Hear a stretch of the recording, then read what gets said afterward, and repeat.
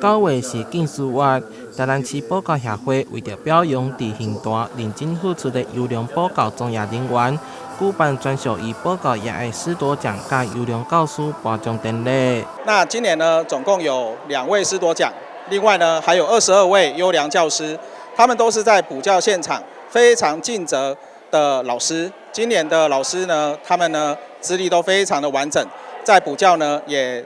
担任有80%以上的老师呢获奖者，他们的资历都在10年以上。将师保教的每一位老师，拢爱有满满的教育热情。即马家长对补习教学品质要求不断提升，也考验着每一位保教人员的教育智慧。伫颁奖典礼即天，各界贵宾也拢到场肯定老师的付出，希望大家拢当做伙努力，教育后一代。我一直在强调，学校教育跟补习教育是伙伴的关系，提供孩子在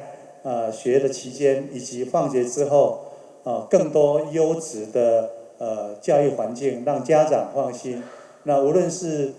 陪伴的孩子呢，来继续提升他的学习水准，或者是做补救，这些在孩子成长过程当中都是必要的一个环境。所以，我一直非常肯认我们补教所扮演的重要的角色。把自己在业界非常得到所有各层面的经验，然后到补教界教给我们所有的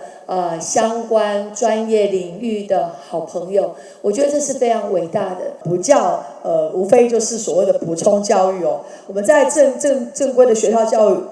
之外，其实还需要很多的这个补充教育，来增强我们的学习。所以非常感谢各位老师们，我们在这办好我们优质的就是一个教育的领域里面，让我们下一代能够受到一个正面的，而且